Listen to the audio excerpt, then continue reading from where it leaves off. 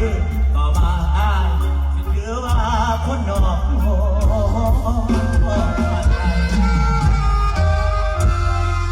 สิสัวดีปันใด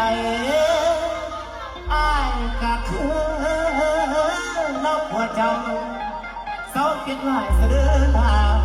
ปล่อยอ้ายไปตามภาษาบางครั้งกับบางคืนนอกเรือเนี้ยว่าไรเอาใจมันดอกกองไทยพวกกินเหล้าหัวเจ้าสูงเอาโยแต่ละส่วนเกียรติดีเจนหมดอย่าบ่นเลยนอกคำ